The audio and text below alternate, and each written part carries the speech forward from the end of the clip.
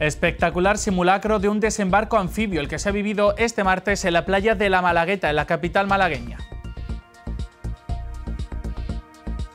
Muy buenas, ¿qué tal están? Esas imágenes que han visto son las que se ha vivido en la mañana de este martes en Málaga y que ha contado con dos buques protagonistas, el Juan Carlos I y el Galicia. Enseguida lo vamos a ver con más detalle, pero antes más asuntos de actualidad.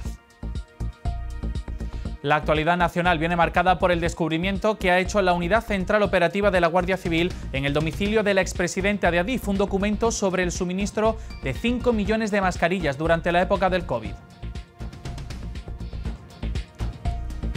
Y María y Manuel solo son nombres que, pese a las modas, siguen prefiriendo los andaluces para ponerles a sus hijos e hijas. Y en deportes, la selección española femenina de fútbol ya está en cuartos de la Euro. Lo vemos en Tiempo de Deporte. Esto es Noticias 101. Comenzamos.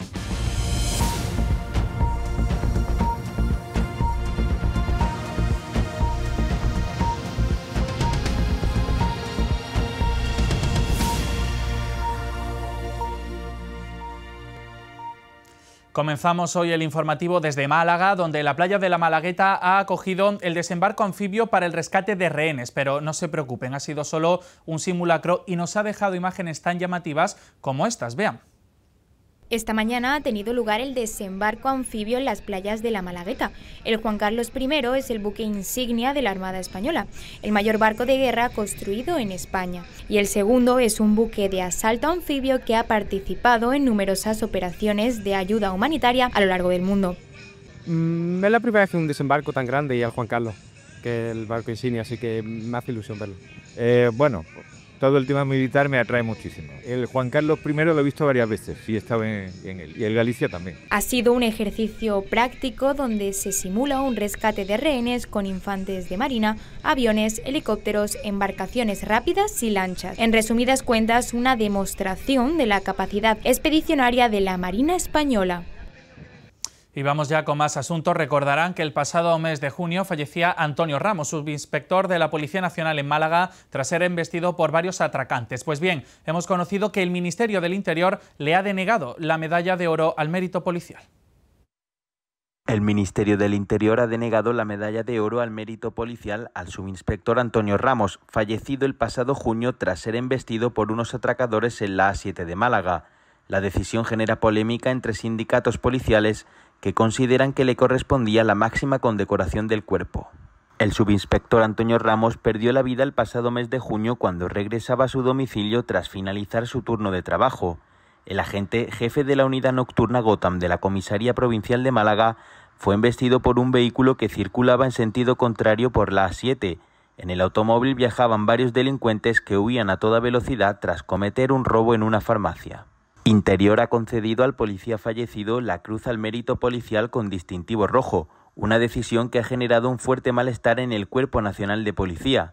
Sindicatos como la Unión Federal de Policía y Jupol reclamaron que se otorgase la medalla de oro, el galardón más alto de la institución. Y en cuanto a infraestructuras, las obras de ampliación de la desaladora de Marbella ya tienen luz verde por parte de la Junta de Andalucía. Esta ampliación viene a contribuir para cubrir las necesidades hídricas de Málaga y su provincia. José Luis Sabatel. La planta desaladora de la costa occidental de Málaga amplía su alcance y es que llegará a los 20 hectómetros cúbicos de agua, y el presidente de la Junta, Juanma Moreno, ha venido para explicar la intervención, para explicar la inversión de la Junta de Andalucía, hasta 7,5 millones de euros para mejorar el alcance y sobre todo para que la costa occidental disfrute de más agua desalada. Las obras de ampliación de la desaladora de Marbella ya recibieron la luz verde para su segunda fase y ha sido inaugurada con una inversión cercana a los 7,5 millones de euros para contribuir a cubrir las necesidades hídricas de Málaga y su provincia. La desaladora ya es capaz de desalar hasta 20 hectómetros cúbicos al año, lo que supone entre el 15 y el 20% de las necesidades hídricas de la Costa del Sol, o lo que es lo mismo, garantizar un cuarto de los recursos necesarios en una zona tan dinámica y, si fuera necesario, permitiría transferir recursos desde la Costa del Sol hasta Málaga y desde Málaga a la Axarquía, al estar conectado a los sistemas. Juanma Moreno, presente en la inauguración, explicó que la desaladora lleva años infrautilizada, pues se construyó a finales de los 90 con una capacidad de agua desalada de 20 hectómetros cúbicos, pero desde hace años solo era capaz de producir 6. 3 veces por debajo de su capacidad. El acto ha contado con la presencia del consejero de Agricultura, Pesca, Agua y Desarrollo Rural de la Junta, Ramón Fernández Pacheco, de la consejera de Economía, Hacienda y Fondos Europeos, Carolina España, y de la alcaldesa de Marbella, Ángeles Muñoz. Y se siguen dando buenas noticias en Andalucía con respecto a la sequía. Y es que en Granada, en la comarca de Baza, se ha alcanzado un acuerdo histórico por el agua. Los regantes, la Confederación Hidrográfica del Guadalquivir y el Gobierno de España han conseguido consensuar una solución hidráulica conjunta que garantiza el abastecimiento a toda esta comarca sin comprometer los valores ambientales del río Castril, el cual se mantiene como uno de los de mayor valor medioambiental de toda Europa. Ante esta sequía que sigue dando coletazos, los agricultores y diferentes administraciones relacionadas con el campo han dado un paso adelante. Es por ello que la Asociación de Agricultores, Ganaderos y Productores del norte de la provincia de Granada ha celebrado el consenso alcanzado entre las administraciones locales, los regantes y la Confederación Hidrográfica del Guadalquivir para impulsar una solución hidráulica conjunta que garantice el abastecimiento a la comarca de Baza y a regadíos en la localidad de Huéscar sin comprometer los valores ambientales del río Castril. Se plantea la sustitución de aguas subterráneas por recursos superficiales captados del embalse del Portillo, el cual responde a una de las líneas estratégicas del actual plan hidrológico del Guadalquivir. Esta medida busca frenar la sobreexplotación de recursos hídricos subterráneos y avanzar hacia un modelo de gestión más equilibrado y resiliente ante el cambio climático. La iniciativa además se complementa con los esfuerzos que desde hace años vienen realizando las comunidades de regantes de la comarca de Baza para sustituir pozos agrícolas por recursos superficiales provenientes del embalse del Negratín. Nos vamos ahora hasta Sevilla. El Parque Científico y Tecnológico Cartuja, que pasa a denominarse Sevilla Tech Park, crece hasta facturar más de 5.500 millones de euros con sus casi 600 empresas, lo que supone todo un revulsivo en la investigación y en la economía andaluzas. 2024 ha sido un buen año para Sevilla Tech Park, que cambia su nombre e imagen para consolidar la apariencia del parque como un polo de innovación de referencia en el sur de Europa, atrayendo nuevos talentos de inversión y proyectos de vanguardia. El pasado año alcanzó un récord al incrementar su actividad más de un 13%, facturando más de 5.500 millones de euros con sus casi 600 empresas que dan empleo a cerca de 32.000 personas. Es un elemento clave para el desarrollo del PIB sevillano, es un elemento clave para el desarrollo del PIB andaluz y sobre todo es un elemento clave mirando al futuro en todo lo que se refiere a innovación. Sevilla Tech Park destaca por su inversión en I+D+I, a la que ha destinado casi 500 millones de euros. Las tecnologías avanzadas suponen más de la mitad de las empresas del parque y el sector de las telecomunicaciones e informática es el más representativo por su número de empresas, actividad económica y empleo. Con la llegada del verano, los barrios más alejados del centro suelen ser los más castigados por los cortes de luz. En Sevilla, distintos puntos de la ciudad ya se han revelado hartos de una situación que se repite cada año. Este martes será el turno de la plataforma Barrios Hartos, pero antes lo hizo Torreblanca, que ya ha salido a la calle para exigir soluciones.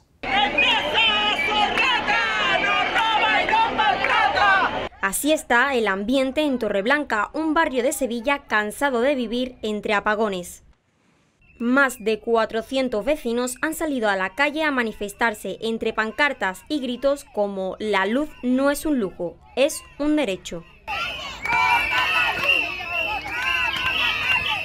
Endesa asegura que la culpa es del fraude eléctrico, pero a los vecinos no les vale. No es la primera vez que protestan y aseguran que si las cosas no cambian, tampoco será la última. Y tenemos, lamentablemente, que volver a hablarles de agresiones a profesionales sanitarios. Esta vez ha ocurrido en el Hospital Virgen de la Victoria de Málaga. En menos de 5 días han acumulado hasta 3 agresiones, incluida una nueva este mismo martes, cuando, según relatan, un paciente se ha puesto violento y ha tirado mobiliario. Desde el sindicato médico de la ciudad reclaman medidas más efectivas para impedir este tipo de situaciones. En 5 días se han dado lugar hasta 3 agresiones verbales con amenazas a médicos y médicas de nuestra urgencia. Esta misma mañana otro nuevo paciente se ha puesto violento con un médico en la consulta, incluso ha tirado el mobiliario, el ordenador lo ha tirado al suelo. Entonces, como podéis ver, prácticamente a diario se sufren situaciones de tensión y de amenazas y de agresiones verbales. Todo el personal sanitario que trabaja aquí, especialmente los médicos que son los que han sufrido estas últimas agresiones, vienen a trabajar con miedo. De hecho, hay facultativos que no quieren venir a trabajar a este hospital cuando se les dice que el contrato es en esta urgencia. Aparte de que analice el protocolo que se instauró hace 2 años, que lo refuerce, porque ya de por sí ese protocolo es insuficiente. Se necesitan barreras arquitectónicas para impedir el paso a zonas restringidas. En cualquier otro hospital, en cualquier otra urgencia, el paciente no puede campar ni en los familiares en zonas restringidas. También, primero, por la seguridad de los trabajadores y segundo, por la confidencialidad de los datos que se manejan en esas zonas. Y nos quedamos en Málaga, donde este pasado lunes el Cercanía ha vuelto a vivir una jornada de incidencias. La avería de un tren en Benalmádena sobre las 6 de la tarde provocó el corte parcial en la línea C1. En aproximadamente 1 hora los técnicos consiguieron retroceder el tren averiado al apeadero de Torremuelle y se restableció la circulación entre Benalmádena y Fuengirola, pero eso sí, con retrasos. Y el Servicio de Consumo del Ayuntamiento de Sevilla ha iniciado un proceso sancionador contra un supermercado ubicado en la avenida José Laguillo tras detectar deficiencias en la conservación del atún descongelado marinado. Esta medida se produjo después de que Facua Sevilla reportara en junio una posible intoxicación alimentaria tras el consumo de este producto. Vamos ya con el repaso a la actualidad nacional que vuelve a salpicar al PSOE. La UCO de la Guardia Civil, que continúa investigando el entramado judicial del caso Koldo, ha encontrado en la casa de la expresidenta de Adif, Isabel Prado de Vera, un documento sobre el suministro de 5 millones de mascarillas durante la pandemia del COVID-19. La Audiencia Nacional ha citado a Pardo de Vera y a Javier Herrero, exdirector general de Carreteras, a declarar este próximo 21 de julio. Y seguimos con el PSOE, donde muy comentadas están siendo las palabras de la expresidenta de la Junta de Andalucía, Susana Díaz, con respecto al presunto amaño en las primarias del PSOE en el año 2021. Según ha declarado la propia Díaz en el programa Espejo Público, vivió un calvario durante el proceso de primarias, además de señalar por qué no continuó con la denuncia contra la dirección nacional de su partido. Una vez que pasaron las primarias, yo ya no quería hacer daño al partido y le pedí a la gente nuestra que retirara la denuncia, ha afirmado la expresidenta andaluza. Y este próximo miércoles será un día clave marcado por la comparecencia que el presidente del Ejecutivo, Pedro Sánchez, va a realizar en el Congreso de los Diputados. Y precisamente este martes hemos conocido que Yolanda Díaz, su socia de gobierno y vicepresidenta segunda, será quien replique al presidente en nombre de su partido, en nombre de Sumar. Este martes, Pedro Sánchez presidía la reunión del Consejo de Ministros para después, con una agenda totalmente despejada, refugiarse para preparar así la comparecencia de este miércoles en el Congreso de los Diputados. Una comparecencia en la que, tal y como se ha indicado estos días desde el Ejecutivo, anunciarán medidas anticorrupción en respuesta a las peticiones que los socios hacían estos días. El próximo miércoles el presidente del Gobierno anunciará un paquete potente de medidas contra la corrupción para recuperar la confianza de la ciudadanía. Un Consejo de Ministros donde también se ha aprobado el cese de Paco Salazar como adjunto de la Secretaría de Organización Socialista, después de ser acusado por varias mujeres de acoso. En ese Consejo de Ministros, la gran ausencia ha sido la de Yolanda Díaz, que se encuentra de visita oficial en Dinamarca y que será, según se ha conocido hoy, quien replicará a Pedro Sánchez en el Congreso en nombre de Sumar. Por otro lado, este miércoles el caso Koldo dominará la comparecencia del Congreso después de haberlo hecho hoy en el Senado, donde la presidenta de la Cámara Baja, Francine Armengol, ha comparecido por segunda vez en la comisión de investigación del caso por los años en los que fue presidenta de Baleares y por su relación con el empresario Víctor de Aldama. Dice que no le conoce y que nunca ha mentido al respecto.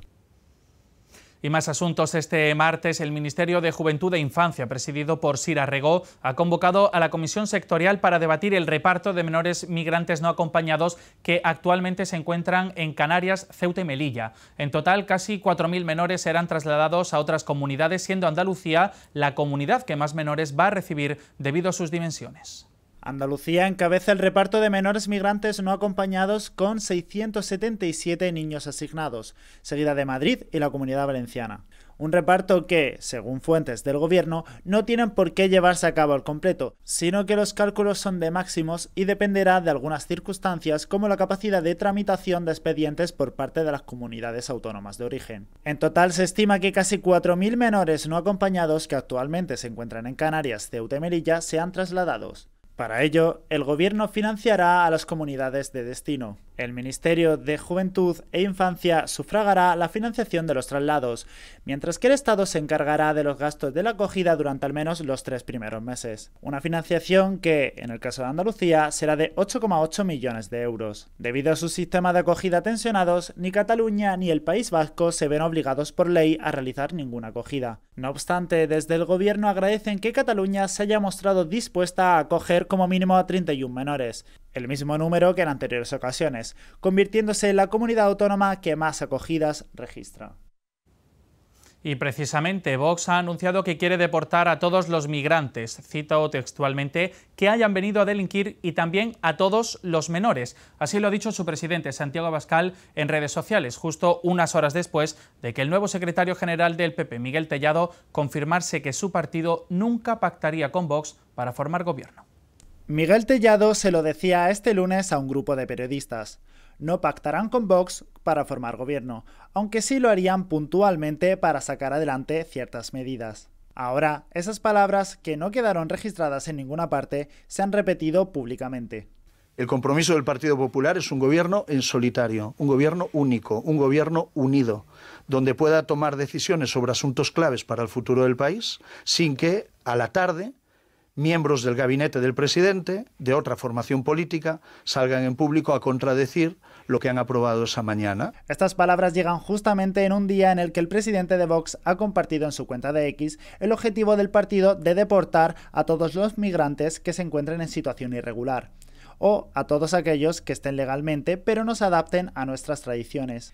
Señala que no sabe cuántos son, pero que trabajarían en ello en caso de llegar al Ejecutivo.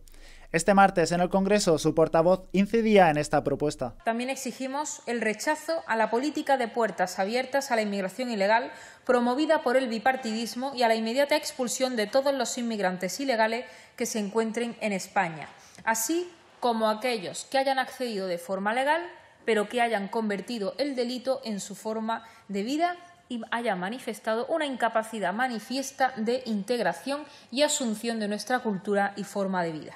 Esta propuesta de deportación de migrantes solo verá la luz en caso de que el partido de Abascal llegue al gobierno, algo que se complica tras las palabras del Partido Popular.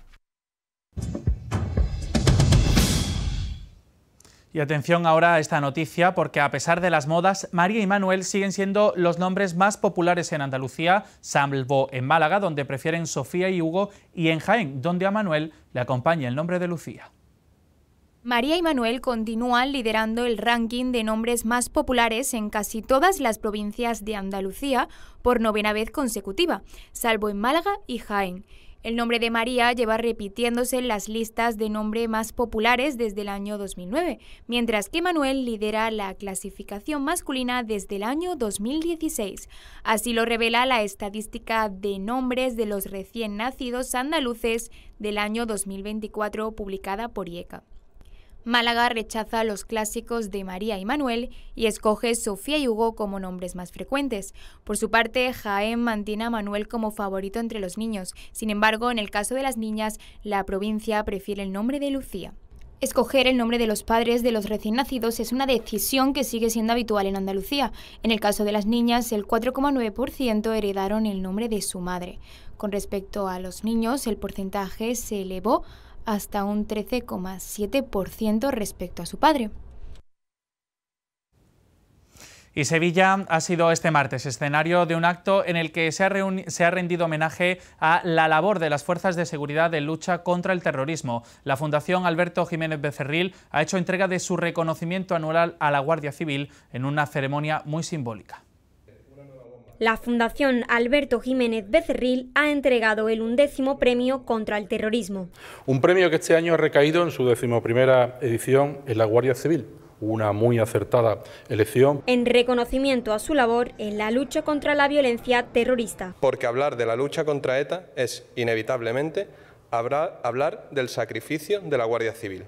El premio recuerda la memoria del asesinato del concejal sevillano Alberto Jiménez Becerril y su esposa Ascensión García Ortiz, asesinados ambos por ETA en 1998. Dos jóvenes sevillanos a los que ETA les arrebató la vida por la espalda. Con este galardón, la Fundación busca mantener vivo el recuerdo de quienes perdieron la vida y reconocer el trabajo de las instituciones que defienden el Estado de Derecho.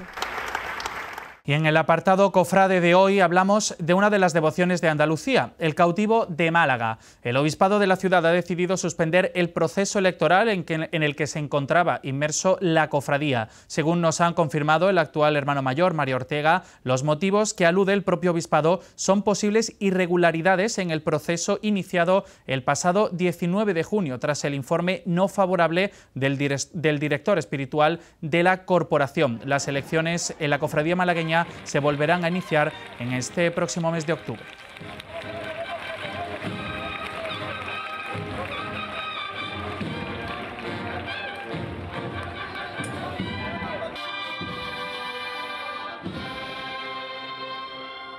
Segurestil, especialistas en puertas de seguridad y acorazadas, patrocina este espacio.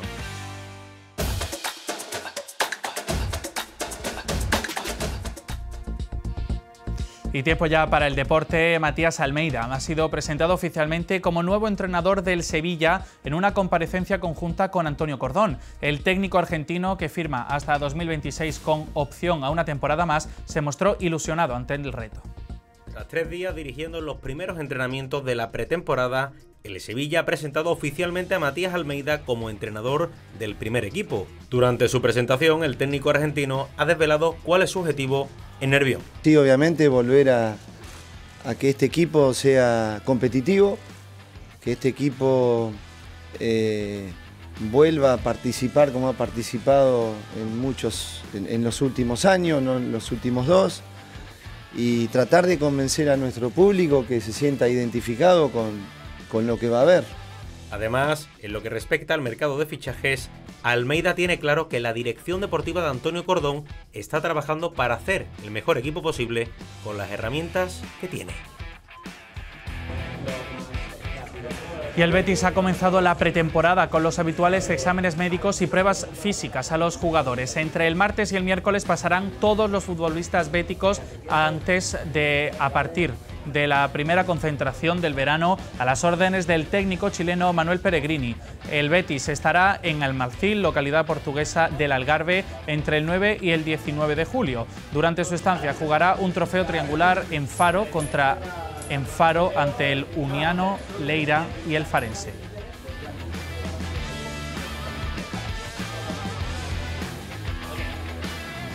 Bueno, y más asuntos. La selección española femenina de fútbol ya está en cuartos de la Euro. Ha logrado, tras vencer 6-2 a Bélgica, a falta del tercer partido de la fase de grupos. La selección española femenina de fútbol sumó este lunes su segunda victoria en la Eurocopa de Suiza y lo hizo de nuevo con goleada al ganar por 6-2 a Bélgica. Lo hizo en un partido donde fue de menos a más y donde dejó su mejor imagen tras el descanso, aunque tampoco firmó un choque redondo, pues dejó alguna duda atrás. Alexia Putellas con un doblete, Irene Paredes, Esther, Mariona Caldentey y Claudia Pina fueron las goleadoras por parte de España. El combinado nacional ya está en cuartos de final y se jugará al ser primera de grupo ante Italia, donde le sirve un empate. La ACB continúa en el periodo de traspasos, donde el Real Madrid hace relevo en la posición de base. Sanan Musa abandona la disciplina blanca para firmar por el Dubái, que jugará Euroliga, y en su lugar llega el francés Théo Maledon, con experiencia en la NBA. Es la primera incorporación del Real Madrid de Sergio Scariolo. Por otra parte, ya se conoce la lista de jugadores en derecho de tanteo, donde destacan jugadores como Chima Moneke de Baskonia, Derek Alston Jr. de Manresa, Gilson Bango de Zaragoza, Musa y Hugo González de Real Madrid o Calder Honsley de Granca. El Unicaja es el club que tiene mayor presencia en la lista al tener a Tyson Carter, Guillermo del Pino y Álvaro Folgueiras en la misma. Estos dos últimos es canteranos. Hay una segunda lista en la que se incluyen a los jugadores que han comunicado su intención de retornar a la ACB, siendo el excajista Kuzminskas una de las caras reconocidas. La tercera jornada del Tour de Francia 2025, de 178,3 kilómetros entre Valenciennes y Dunkerque, ha sido la etapa de la ausencia de todo. Sin lluvia, sin frío, sin calor, sin viento. No hubo prácticamente nada en la etapa, lo único que se recordará será la victoria de Tim Merlier y el abandono del hasta hoy maillot verde Jasper Philipsen. Enric Mas fue el español mejor clasificado en la general, estando en sexto lugar, mientras que el andaluz Carlos Rodríguez se sitúa 25º.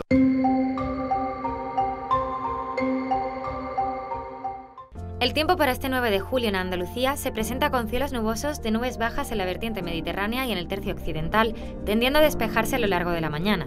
Poco nubosos o despejados en el resto de la comunidad. Temperaturas mínimas sin cambios en el litoral mediterráneo, máximas en ascenso en el litoral atlántico y en el valle del Guadalquivir. Vientos flojos de componente oeste en la vertiente atlántica y de componente este en la mediterránea.